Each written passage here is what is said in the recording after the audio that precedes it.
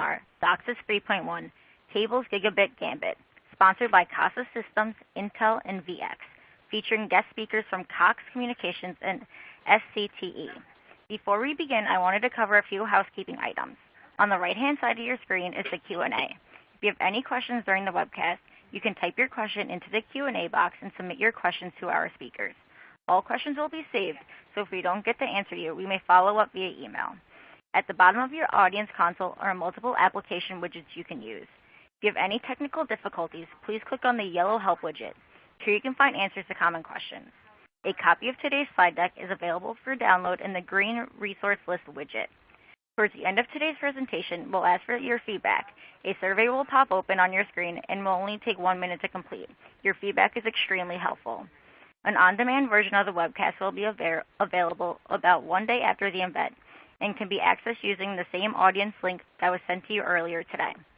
I would now like to turn the event over to Heavy Readings analyst, Alan Bresnick. Alan? Thanks, Stephanie. Good day, everyone. Welcome to our latest light reading webinar, which is entitled DOCSIS 3.1, Cable's Gigabit Gambit, which is a mouthful right there. My name is Alan Bresnick. I'm the Cable Video Practice Leader for Light Reading and a contributing analyst at Heavy Reading, which is the research arm of Light Reading. I will be your moderator today. Based outside Toronto, I specialize in the cable, video, and broadband technology markets.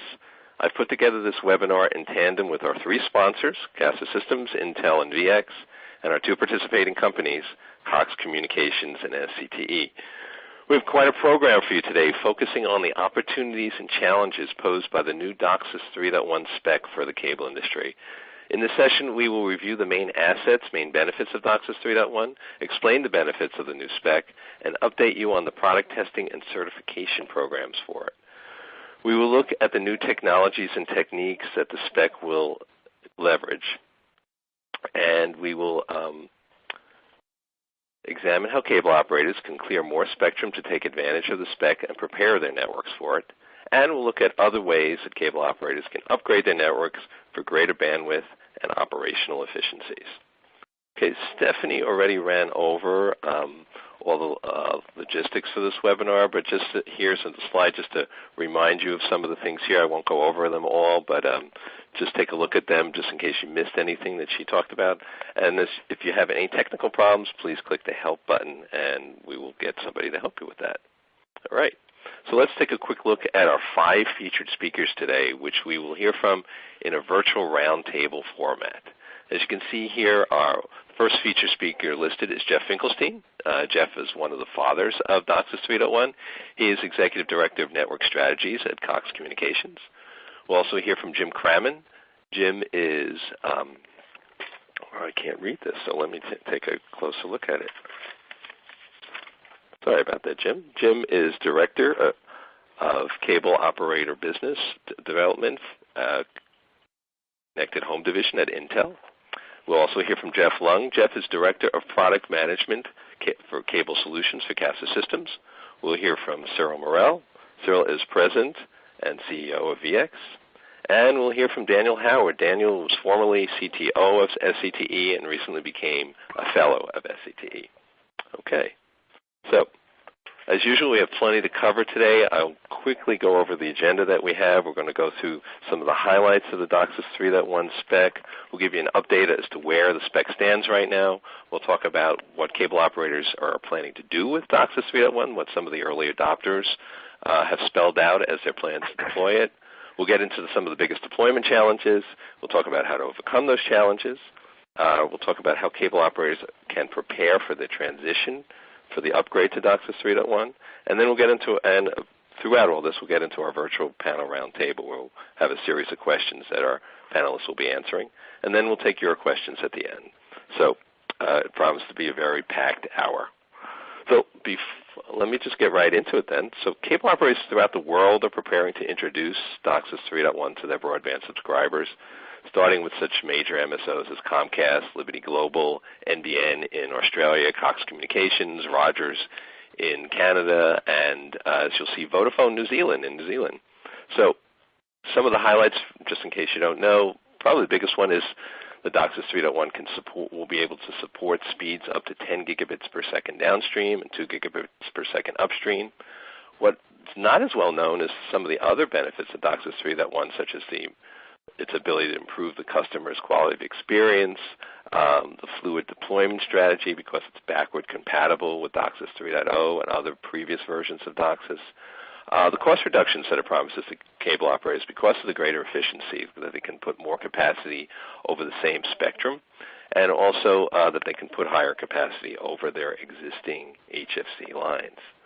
Okay, how much capacity? I won't go through this too much because you can see it on your screens, but because of some of the new technologies, at least the new technologies to cable, that DOCSIS 3.1 is going to be using, it'll make cable operators will be able to make greater use of their efficient use of their spectrum, and thereby squeeze more channels into the same space as they did before, and that's what will allow them to have higher speeds.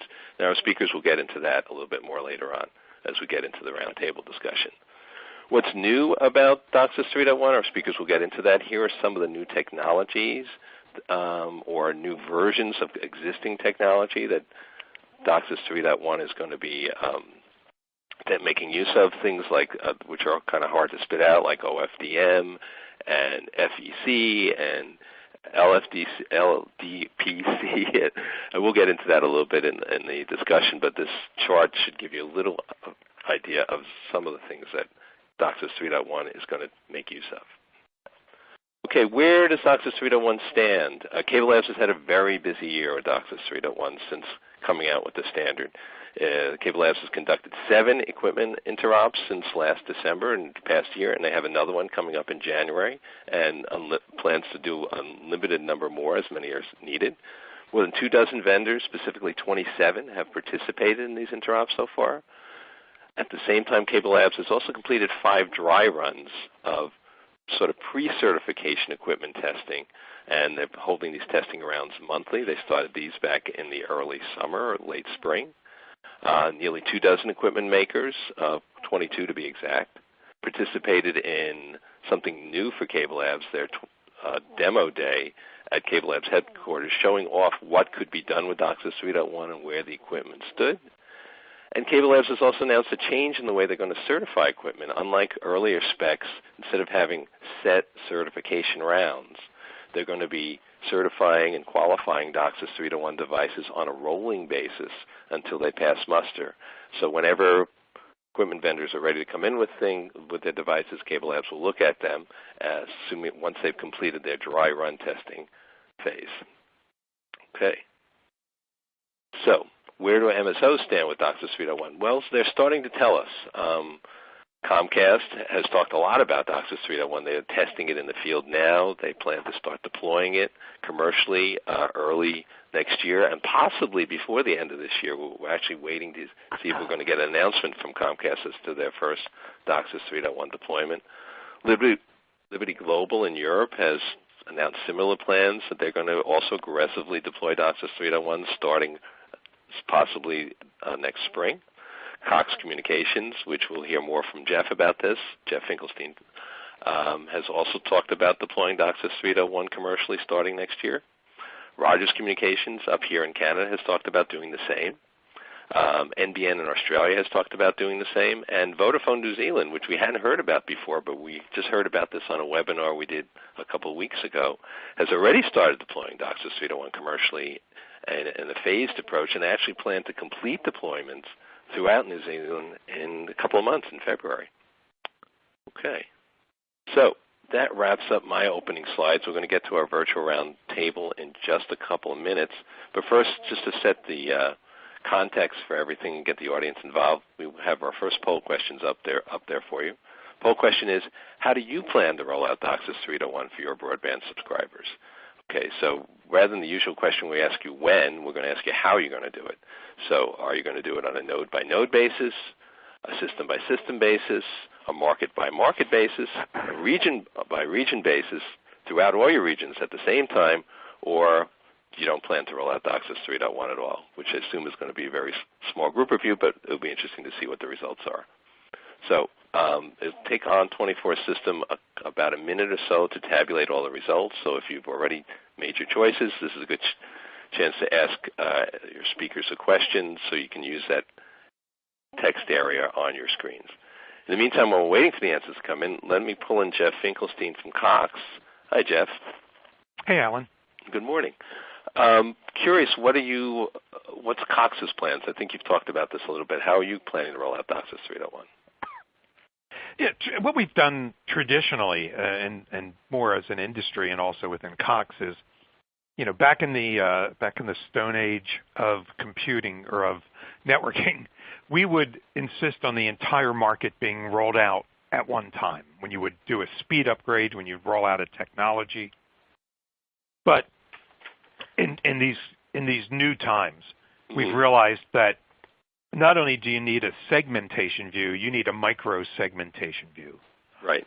And it's possible that if you're in a node plus 4 environment with a node plus 4 actives, and instead of a traditional split where you might go to node plus 2 or 4 splits and go to node plus 1, you may take one of the legs and upgrade that to 3.1. Right. Because then you're dealing with a smaller grouping of customers, because most of us are used to thinking along the typical lines where you've got 500 homes per node.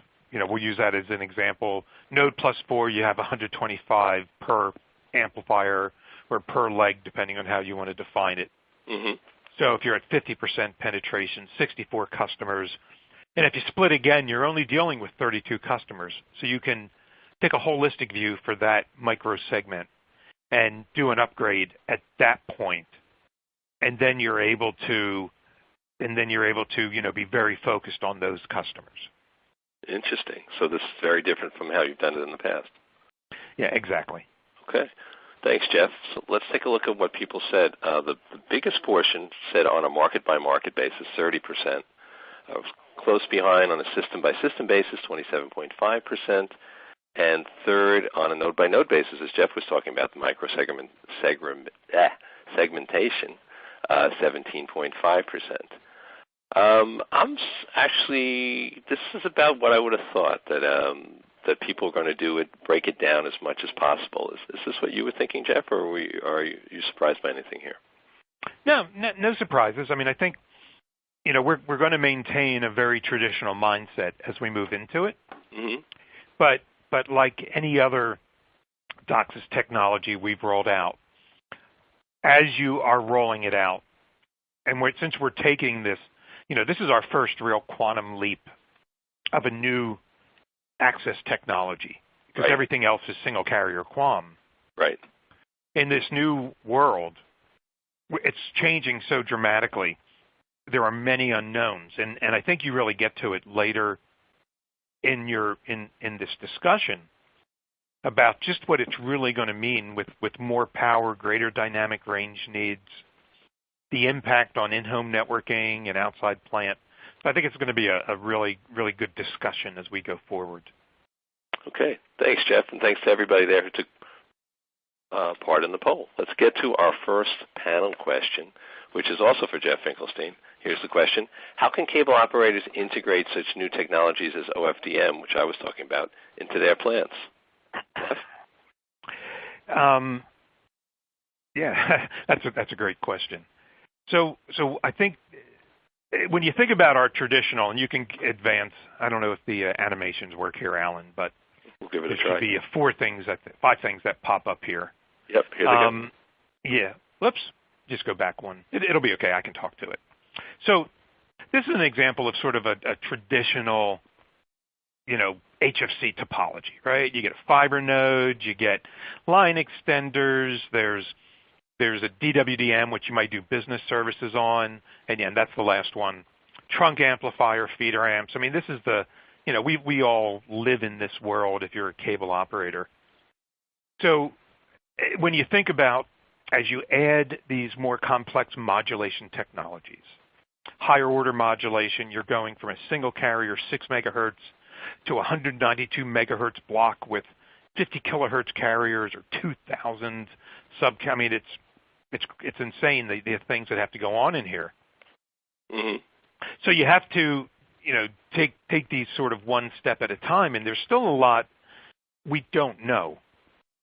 There was a great quote from Donald Rumsfeld about the things you know you don't know, the things you don't know that you don't know, and that kind of defines DOCSIS 3.1. There's a lot of really smart folks. A lot of the folks on this call have been involved to think through it, but the cable system's a living, breathing entity.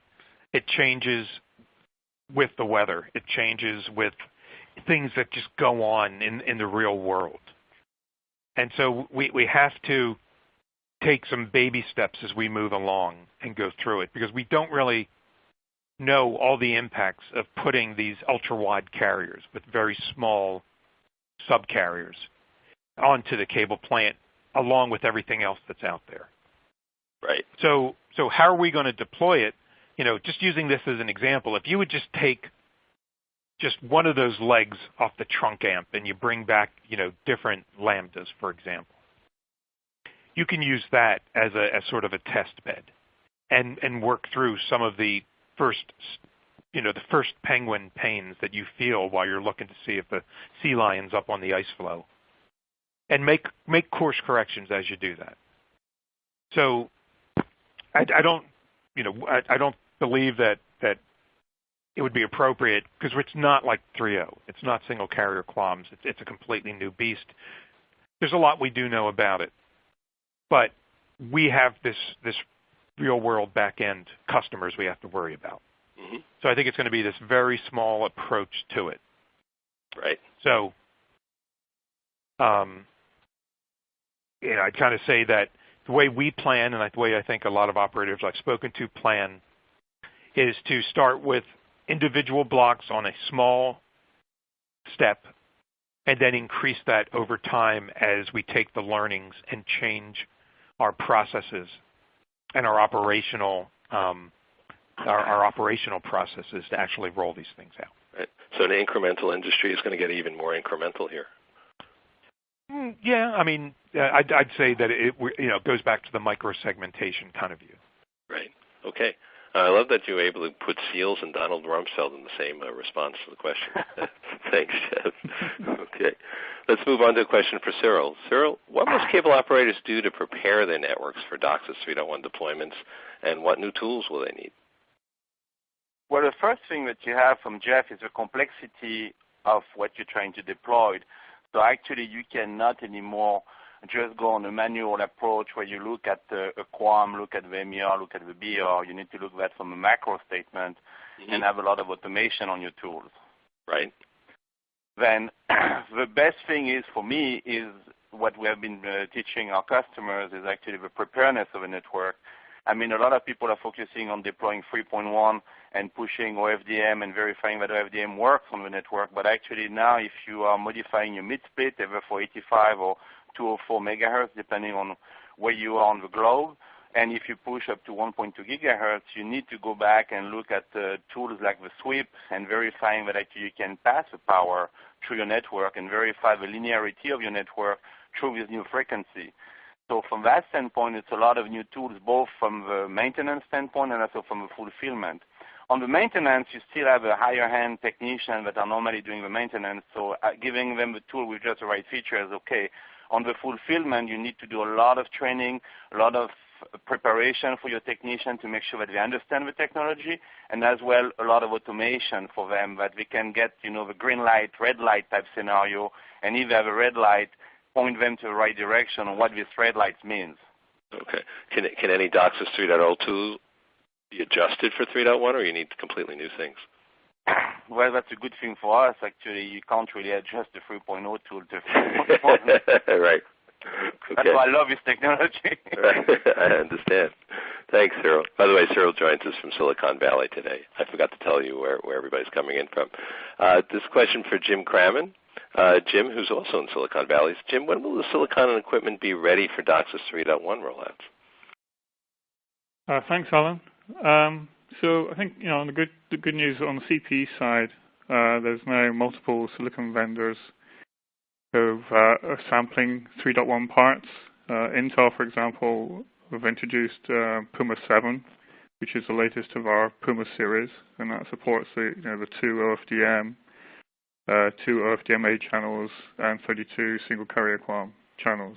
So the that full DOCSIS 3.1 spec. And like the others, we've been participating in the CableLabs dry runs and the interop events in recent times. On the CMTS side, we're also seeing increasing number of CMTS platforms that support 3.1. Some currently just do downstream only. Some support upstream. So things are generally coming together pretty well. I think we can expect to see the first certifications happening at the beginning of next year.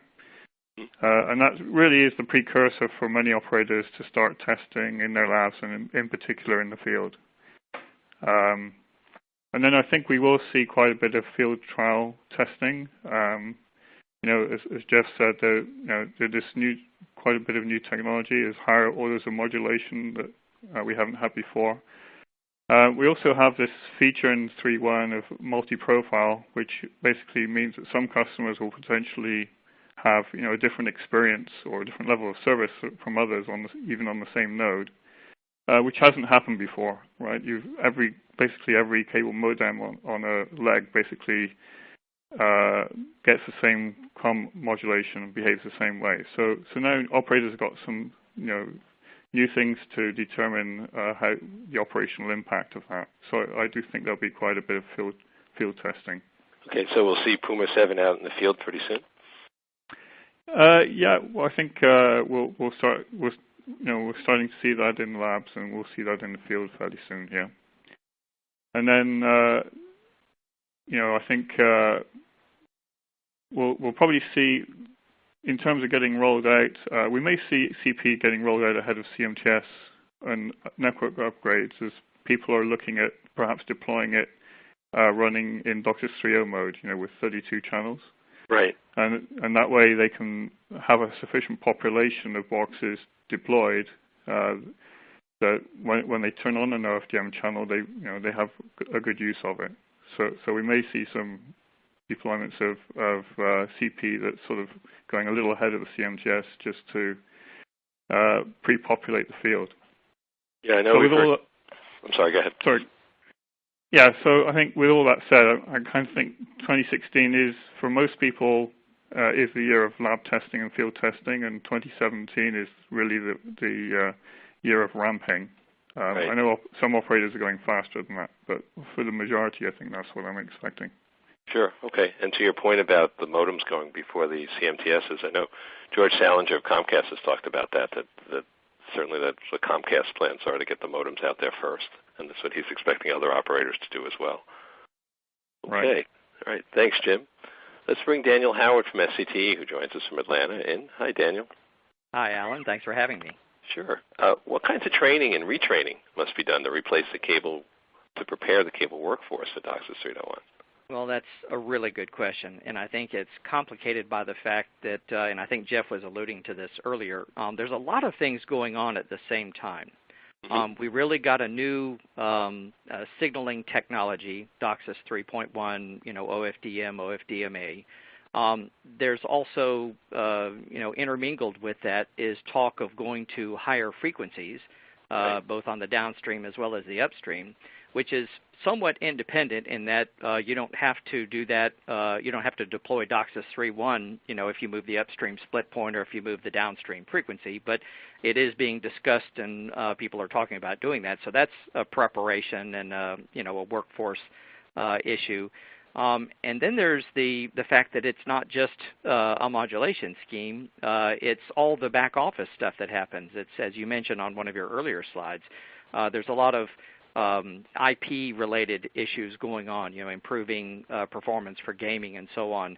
And then there's the proactive network maintenance aspect, which is something we're really just now deploying at scale in the cable industry. And DOCSIS 3.1 brings a huge amount of new tools for proactive network maintenance. I mean, basically, it's like proactive network maintenance on steroids. So there's three different things going on, and we've got to get the workforce ready for that. And we've seen in the past problems when we didn't train them up front, or the old approach was you get the new technology, you put it out there, you do some field trials and you learn a few lessons, and then you deploy it at scale. And then you kind of, in deploying it at scale, you train the workforce sort of in parallel. And we believe the solution now is to really start the training long before the deployment. So, and also to ask all the questions about what's going to happen to the plant. So the slide that you're looking at now is really about that RF stuff more than anything else, right? What happens if we move the upstream split point? As we start putting more traffic on the downstream, that's immediately going to cause more traffic on the upstream, as we all know. And one of the problems we've seen in the past is in just going to DOCSIS 3.0, when you suddenly open up a whole bunch of new bonded channels on the downstream, you can cause collisions on the upstream and cause laser clipping if you don't expand what's called the contention mini-slot range. So there's so many interlocking gears in this, and that's I think what Jeff was alluding to in the things that we don't know that we don't know. We may, a few MSOs may have seen this, but it's really going to hit us hard when we suddenly open up a floodgate on the downstream. Right. So many things can go wrong. Well, that's right, and the complexity of the signaling schemes and all the different configuration options. So I suspect you'll see initially very conservative profiles and, as Jeff was saying, not necessarily filling up the whole downstream plant right away, doing things in stages, because we are going to have to watch what happens to the rest of the system, the traffic, the upstream, and so on. As we do this. And that's, to me, a big opportunity for training the workforce, is that as we go through this incrementally, we can learn some lessons and then, put some just-in-time kind of training approaches together to meet that need. Plus, as Cyril was talking about, the test equipment is going to change. What does a QAM constellation look like when you've got thousands of subcarriers? Your technician's not going to go through each individual QAM constellation for each individual subcarrier. So we have to figure out how to present that information, and probably the test equipment manufacturers like VeEX will have a range of possible displays that they can give you, and we won't know which one really tells the technician the most important things they need to know in the quickest manner without a little experience with it. But to me, that is definitely a challenge. So at the bottom of this slide, you'll see workforce education and technician test equipment. That's a big deal because, like I said, there's a lot of knobs. So on the next slide, I actually, speaking to this motion of getting ahead of the game this time, the SCTE and I think other folks are doing similar. I know Comcast University has partnered with us, and other MSOs have are talking about similar offerings. They're getting ahead of the game and doing boot camps for their workforce, and a wide range of the workforce, all the way from technician up to advanced engineering and even managerial types, to know the complexity and the issues. And this is different for the SCTE. We're doing this different this time. It's not your usual online or in-class kind of experience, a lot of PowerPoint slides and so on. There's a lot of interactivity, lab exercises, hands-on, and this is based on feedback that we've gotten from the MSOs that it's really about the students of such classes getting hands-on experience and seeing how it works so that they really get a feel for it, I mean literally. And so I'm not going to go over what's on this slide, but it's really comprehensive. And there's a before the class phase, the main 3 blocks that you see is during it and then after it. And there's games on smartphones and so on. And if you want to move on to the next slide. Sure. What percentage of the workforce do you think needs to be retrained? I'm sorry, somebody's phone is going off there. There we go. Say that again, please. Sure, Daniel. What percentage of the workforce do you think needs the training, or the retraining? Well, actually, I think most of the workforce is going to need some kind of training, just because so many things are going to happen. People are going to have questions, even if they're not getting DOCSIS 3.1 modems right away in their home. The customer care folks are going to get calls about it, right? They're going to see it in the news. They'll hear about it from their friends. They'll see it maybe in their office and then want to know, when can I get it in my home? So all the way from the customer care folks to, of course, the technical workforce. But I also believe the management and the leadership really need to understand as much about this technology as possible, so that if there is any kind of a hiccup that occurs, and we've seen them in the past, they're well prepared to deal with that. But I think that obviously the main portion of the workforce that really needs to get up to speed on this. Okay, it'd be great to see Tom Rutledge and Brian Roberts go to boot camp. Tony Werner is actually introducing on our boot camp. On that slide, you'll see Tony Werner and George Salinger are the 1-hour virtual class kickoff speakers. So we've dragged him in. Very good. Good for you. Yeah. So, and then I mentioned proactive network maintenance. That's the next slide. To me, that is as critical a topic as just understanding the basics of 3.1, because managing the networks and being able to detect flaws in the network has really been using the existing DOCSIS technology, using basically CPE devices and the head-end equipment as embedded test equipment throughout the network, has been a game changer in how we manage the networks. And I'm on the group at CableLabs, the Ingenious group, that's looking at the next generation of P&M under DOCSIS 3.1, and it's going to be a similar game changer.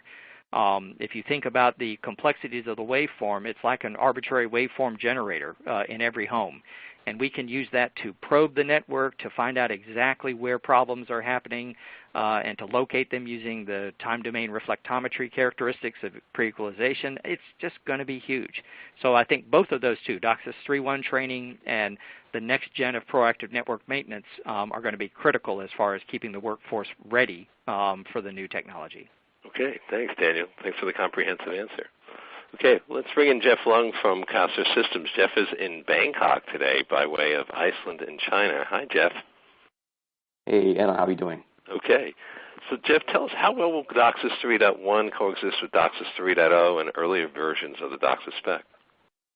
It's a great question, Alan. We do get a lot of questions regarding this. As you mentioned earlier, DOCSIS 3.1 is actually designed to be backward compatible with DOCSIS 3.0 right. or older modems. So, I mean, in the spec, it mentioned that in the downstream, the encodings in the MDD message, the MAC domain descriptor, they are not recognized by the DOCSIS 3.0 modems. So these encodings are actually ignored by the DOCSIS 3.0 modems. And similarly, in the upstream, the OFDMA channel is actually invisible to the DOCSIS 3.0 modems. So these factors, the DOCSIS 3.0 modems would work very well with DOCSIS 3.1. So it shouldn't be any issues from the specification perspective. If you drill into the more details, like for example in the upstream, DOCSIS 3.1 talk about the time and frequency division multiplexing, and with that you have like DOCSIS 3.1 could be overlapping with the 3.0 channels, and in that case, the operators will need to think about what type of priorities or the time that you give to the 3.0 modems and the 3.1 modems, right? Because in that particular service group, initially you may have more 3.0 modems than 3.1 modem, and then we'll need to think about the priority between these two types of modems. So, in the spec perspective, I don't think there is any problem. I think one of the early objectives of customer trials would be to test this out. And I think the bigger issue would be the spectrum allocation to get these OFDM blocks along with the SC-QAMs, because the operators may have difficulties to get spectrum with OFDM block. Right, they have to clear more bandwidth. They have to clear more bandwidth to do that, right? Exactly, right. Okay, thanks, Jeff. Let's move on to our next question. We're bringing Daniel back again. Daniel, how well will DOCSIS 3.1 coexist with the MoCA home networking standard? Yeah, it's not a given. If you look at the next slide, there's actually a major issue, and that is that compared to, if you look at the first graphic in the middle of the slide, MoCA coexisted just fine with DOCSIS 3.0. They were in completely different frequency bands. But here's the challenge. DOCSIS 3.1 goes all the way up to, potentially 1.794 gigahertz, and that just overlaps completely the MoCA band. Right. So that's a problem because, the isolation of CPE devices, the RF equipment in it is not perfect. Nobody would want to buy a filter that had, almost perfect isolation. So there's a couple of things that we're looking at. We've got a special working group in the SCTE focused on this, and they're basically narrowing in or converging on the notion that we'll manage this with frequency management. So MoCA will, not use some of the frequencies it could use, and DOCSIS 3.1 may not use some of the frequencies it could use. And a cable operator would be able to configure this and manage it themselves. So it is a solvable problem.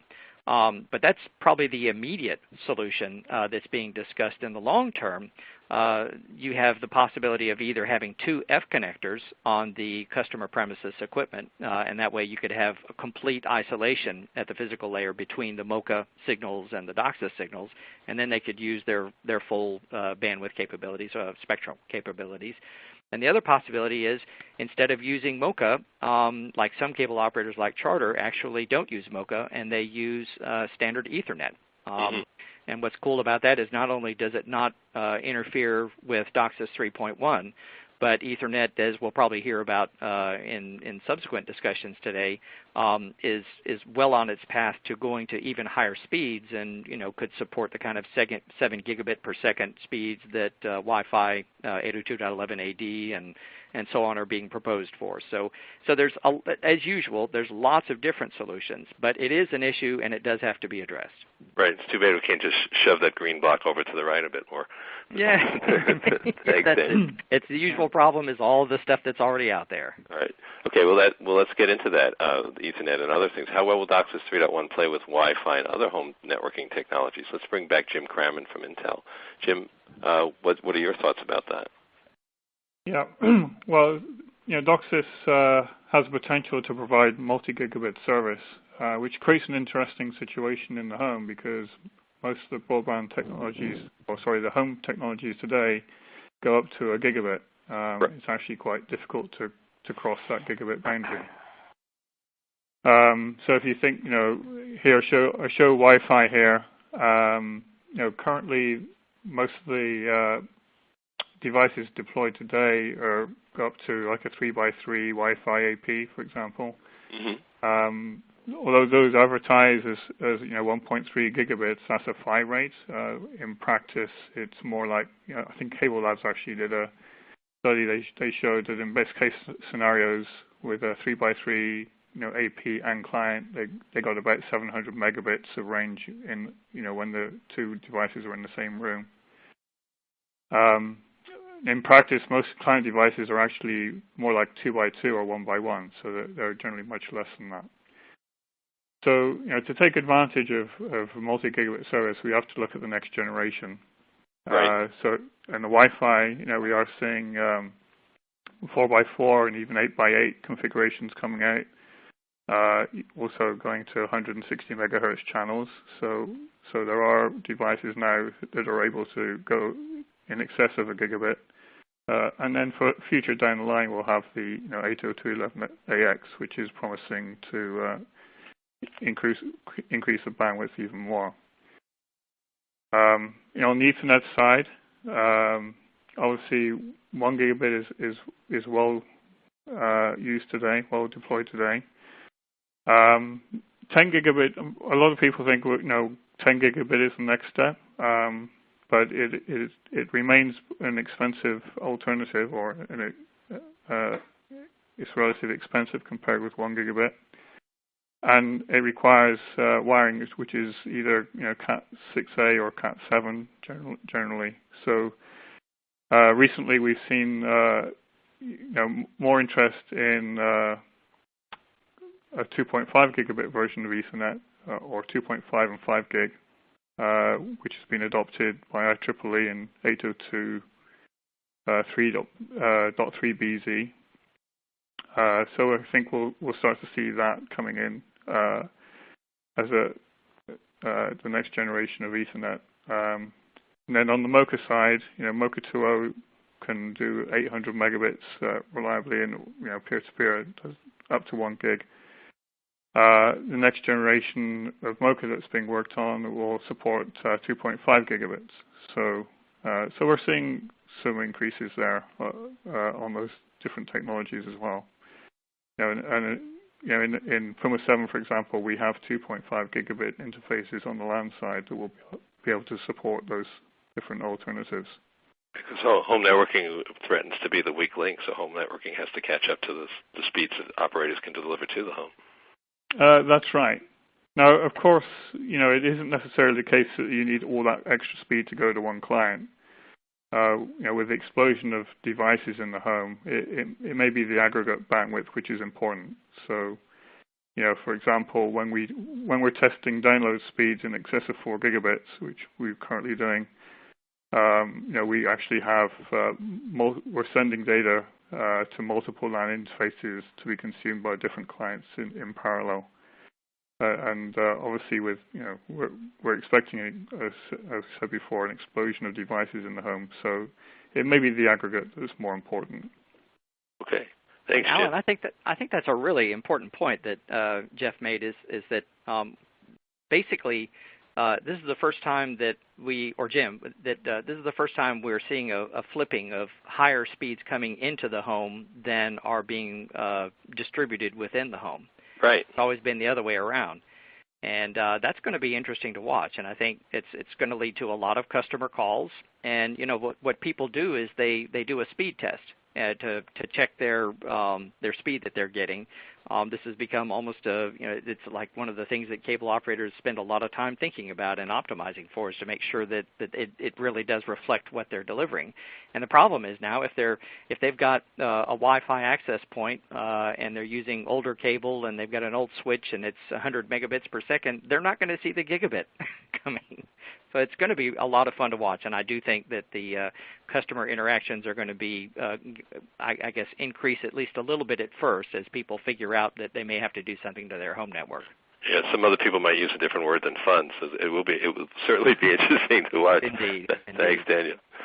Question for you and Jeff: how can cable operators clear more bandwidth capacity for DOCSIS 3.1, particularly on the upstream? Does this mean we're going to be seeing a lot of MidSplits? Well, I mean, the first thing we've got to do is holistically figure out what our strategy is to find that additional bandwidth. Mm-hmm. Right? That for some of us, we are removing all the analogs. So Cox has an all-digital effort underway. Comcast has already done it. Others are in various stages, either done or in the process, or just plan on maybe doing a plant upgrade to, if you're at a 750, taking it to a gigahertz or 1.2 gigahertz. From a split perspective on the upstream, right, obviously, an 85 split is a good step with minimal impact on the current in-home devices. Mm-hmm. To go higher than that is a very good option as well, to really take advantage of everything 3.1 is capable of. But it is much more impactful to current equipment and to what the customers have today. Right. So the operator has to balance what that means. And can you take a partial step and then take another leap later? That's one that we all have to answer. So, Daniel? Yeah, and just to add to that, I think one of the interesting things that Jeff and I have been talking about a lot over the years is this notion of using cable's flexibility to make surgical strikes. Mm-hmm. So basically, surgically removing the highest bandwidth consumers, which the Pareto rule applies here. 20% of your users may consume 80 or 90% of your bandwidth resources. Right. And if you start having the ability, particularly if you have to offer that because of competitive threats, mm-hmm. Here in Atlanta, Comcast is offering a 2 gig fiber to the home service, in advance of Google Fiber launching. And that means that they now have the infrastructure and the ability to peel off those really high bandwidth users, and especially if they're using a lot of bandwidth on the upstream, and put them on the fiber to the home links, and that just massively extends the lifespan of the HFC portion of the network. So I think you'll see that. You'll see all the usual tricks and tools that Jeff mentioned. And then I think we'll just get smarter about squeezing ever more bits per hertz per second out of the channel overall. I mean, that's the telcos have squeezed 100-year use out of their twisted pair networks. I don't know if we'll get 100 years out of HFC, but it's got a lot of lifespan in it, and we'll do everything we can to squeeze as much out of it as possible. Okay. Well, it sounds like a lot of squeezing is going to be going on. Okay. Let's bring in some of our other speakers. Let's bring in Jeff Lung and Cyril and Jim back. What other steps can cable operators take to make a smoother migration to DOCSIS 3.1? Cyril, we haven't heard from you in a while. Let's let you go first.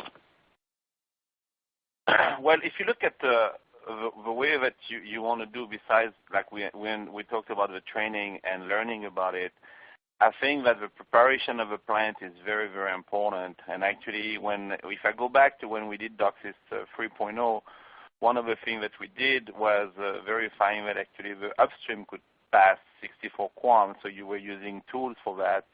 And we found out when doing that actually the preparation was very important, because when you were launching, it was working. So I think when you look at what step can you do for 3.1 is, besides, of course, attending this type of seminars and learning about it, is think about preparation of your network, and now you're going to be able to pass all this bandwidth left and right. But one of the things that has been very important in what we have seen is, before, when you were really focusing your technician on the physical aspect of everything, meaning like the RF part, now with DOCSIS 3.1 and the bandwidth that you get to customers, you're kind of turning them into Ethernet or IP experts, because now the problem that you're going to face are going to be on the layer 7 at the application level, where you're going to have TCP problem, when you're going to have the upstream has not enough capacity, so you don't have enough acknowledgement going back forward, so you don't have the speed. It has nothing to do with 3.1 actually. It's just pure TCP and IP. Got it. Thanks, Cyril. Now we have a couple slides here from CASA. So Jeff Lung, you want to run us through some of your thoughts on this? Yes.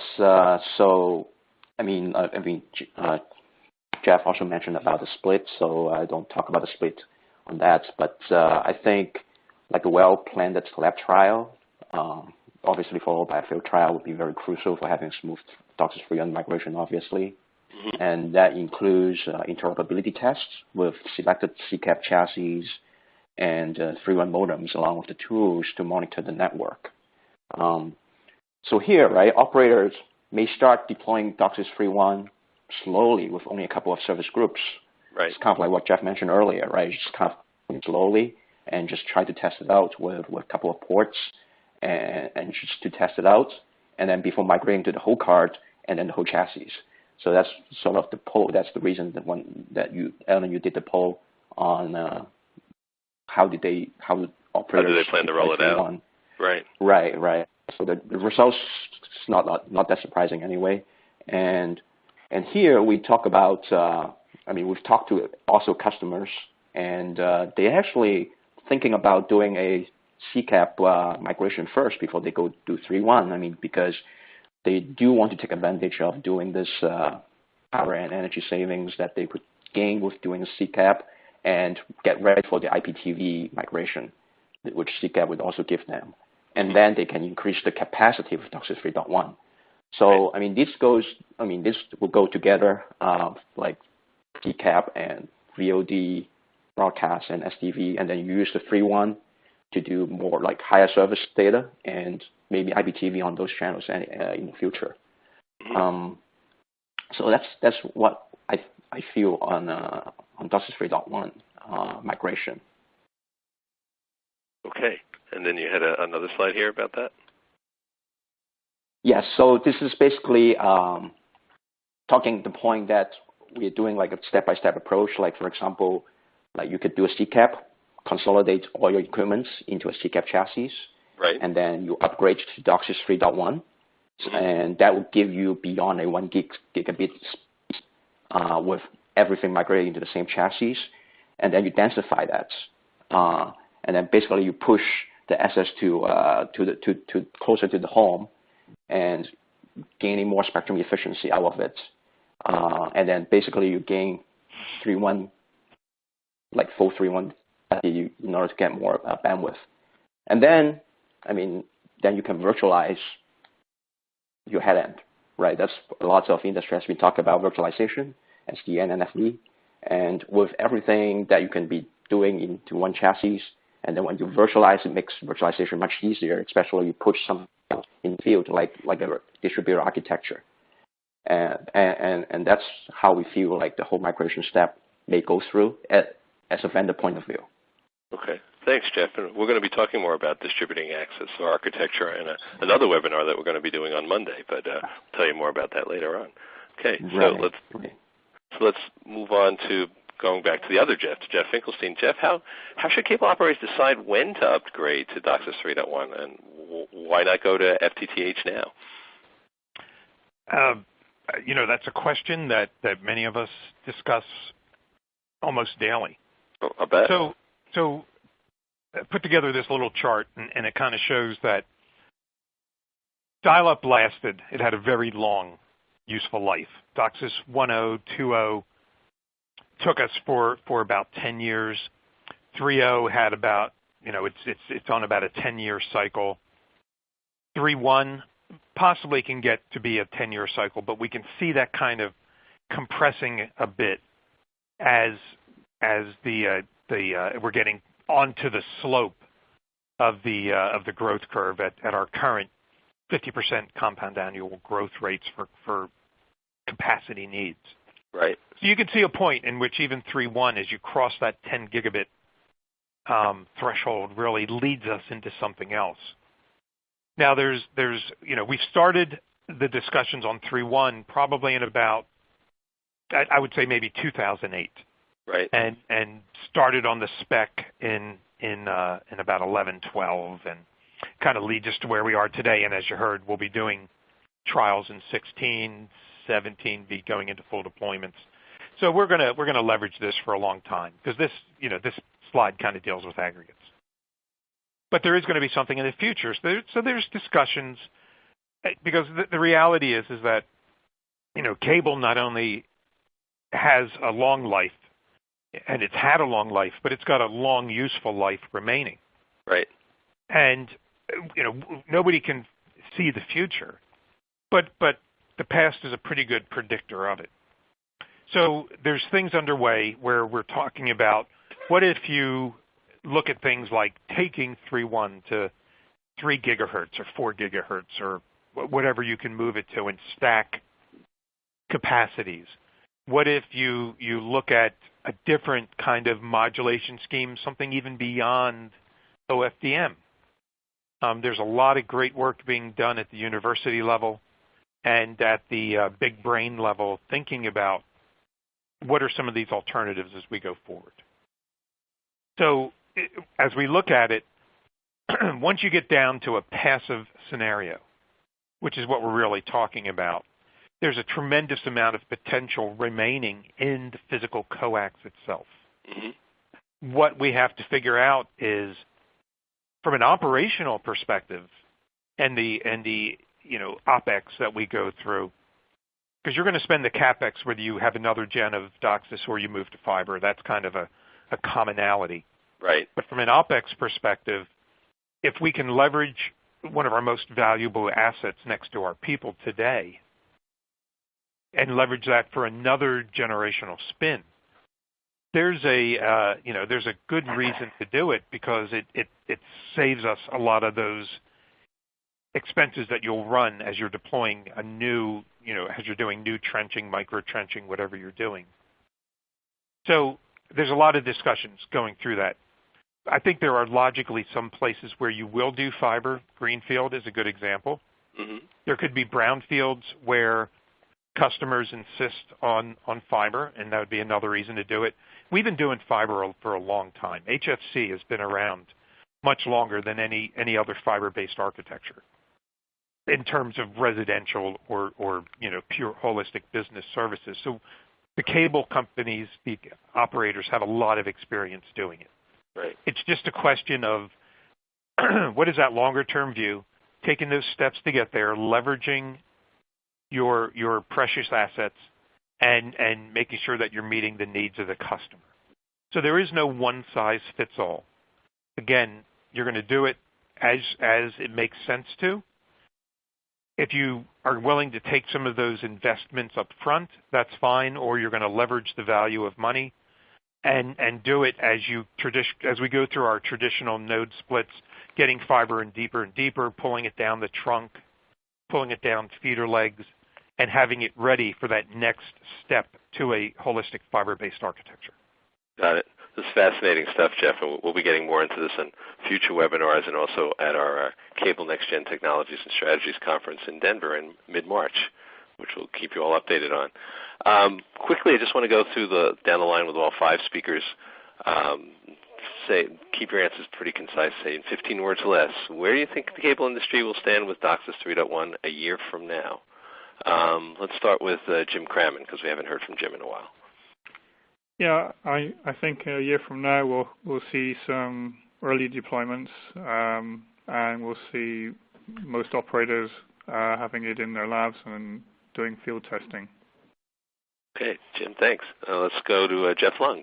Jeff, where do you think they'll be a year from now? So a year from now, yeah, I agree. Like we'll probably see a lot of lab testing and maybe some limited 3.1 deployments with some of the MSOs. Mm-hmm. And at the same time, the distributed CCAP architecture will be there as well. So we probably will see operators also take advantage of doing the distributed CCAP architecture along with 3.1, basically to take the full advantage of 3.1 when you distribute the architecture by providing the full capacity with basically better MDR and SNR. Okay, great, Jeff. Cyril, where do you think the industry will be a year from now? I think in 1 year we will have a very exciting webinar because we will have about a year of expertise in the field with real problem and what we really see and what are the problem of 3.1 deployment. Okay, excellent. So we'll schedule that webinar for December 3rd, 2016, and we'll bring you all back. Yes, then. sir. All right. We'll be there. All right. Daniel, where do you think the industry will be? Yeah, I actually would say that all of the major operators will have it out in some form or another, meaning either doing actual field tests, in addition to, of course, their laboratory experiments. They'll need plenty of those, but it'll be out in the field at some level for all of them, and some of them will actually have deployed it. Okay. And even Jeff if it's just business customers initially. Got it. Okay. And Jeff Finkelstein, you get the last word. So I think we'll be learning a lot, and we'll be taking what we learn and feeding it back to Jim, Jeff, Cyril, and Daniel to help us prepare our workforce and the folks that really run the cable companies, those in the field, to do even better deployments and take those learnings and just keep improving what we do, because the potential for what we can do with this new technology is almost limitless. Excellent. Thanks, everybody. That concludes the formal part of the webinar. We don't have a lot of time left, so I'm going to skip the second audience poll question so we can get into more of your questions. And we're going to go about 5 minutes beyond the top of the hour so we can take in as many questions as possible. Just in the meantime, before we do that, I just want to put a survey link up on your screens. Please click on the link and fill out the survey and let us know what you liked and didn't like about this webinar, and give us some feedback. That is always helpful for our future webinars. I'll keep that link up there while we look at the audience Q&A and see what kinds of questions we have coming in. I know we have a bunch of questions coming in. Here's one question. What is the key feature? I'm not sure what that question is about. So anybody want to say what the key feature they think is of DOCSIS 3.1? Well, it's obviously greater capacity, and that's both the orthogonal frequency division multiplexing that gives you higher order modulation, that enables the higher order modulation, but it's also the elimination of the guard bands. So I would say clearly it's the capacity enhancement. Okay, fair enough, Daniel. Thanks. Do you have to upgrade your CCAP to deploy DOCSIS 3.1? Looks like a good question for Jeff Lung. So it really depends on the chassis that you have today, right? I mean, obviously with the CASA chassis, you can basically upgrade to CCAP and then 3.1 or vice versa. So it doesn't have to upgrade to CCAP in order to take advantage of 3.1. I mean, using CCAP basically just take advantage of putting video there and then DOCSIS there together and take advantage of the power and energy savings. You can just do 3.1 directly from 3.0 without doing CCAP. Okay. Thanks, Jeff. Next question. If the service provider network in the home network is capable of high speeds up to 1 gig, does the PC NIC or TV NIC not become the next choice point for improving overall throughput? So will the devices become the next weak link in the home? I guess that's what the question is getting at. I can take that one. I mean, I think, yes, obviously, if you think of Ethernet, right, if you want to have a greater than 1 gigabit in the home, you've got to first upgrade your switches, right? If you have Ethernet switches in the home, and then you have to have your PC NICs upgraded as well. So, but I think we will see higher end PCs coming soon with the higher speed NICs, and particularly the 2.5 gig that I talked about, and over time, and obviously, other devices as well. But yes, it is a good point that within the home there's several constraints, if you like, to go beyond 1 gigabit. Right. Yeah, I think that's a big focus is going to be on home networking over the next couple of years. And related to this here's a question that's probably for Jeff Finkelstein and for Daniel. Comment on what operators are doing to provide faster whole house Wi-Fi in the home to go along with the gigabit speeds that they'll be providing to the home. I mean, we're deploying new gateways with, I think somebody was touching on it about some of the Wi-Fi futures. It was Jim. Mm-hmm. And what we're doing today is obviously the 802.11 ACs moving to AX, and these are all coming. There's other technologies that are being worked on by some of the standards bodies in terms of improving the scheduling, prioritization, and other things at the MAC layer for the Wi-Fi networks to improve the overall experience, which is, there's just so much Wi-Fi out there. There's so much going on that something will have to change as we go forward in different frequencies and different ways of handling it.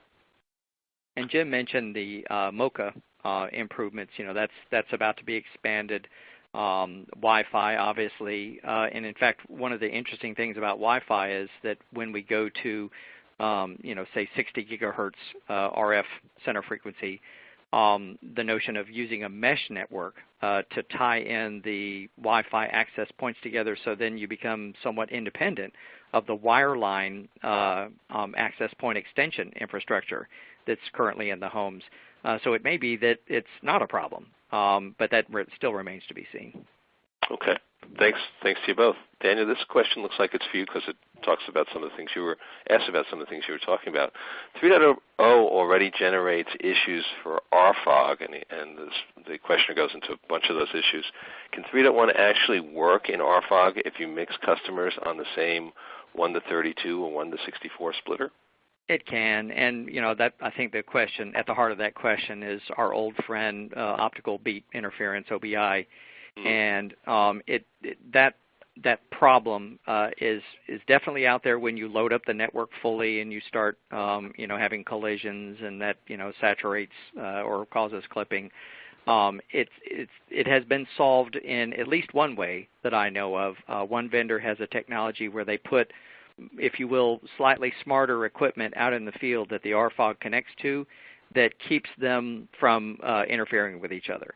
So in that scenario where you've got that more, I guess, a little bit more distributed, it's not a purely passive optical network, but it has some intelligence, some actives in there in the plant. That actually looks like it really solves that problem. And I'm guessing that other vendors will come up with similar or related solutions that will attack it. So I don't see that as a problem moving forward. Okay. Thanks, Daniel. Next question for whoever wants it. What improvements are expected in the back-end systems to more fully support the current specification of DOCSIS? Who wants to tackle that one? I'm going to assume that they're referring to the back-end OSS, BSS, EMS, NMS. Yeah, that sounds right to me. Yeah, so this goes back to what one of the things Daniel was talking about and others about proactive network maintenance as a way to proactively see things that are going on the network before the customer ever notices it.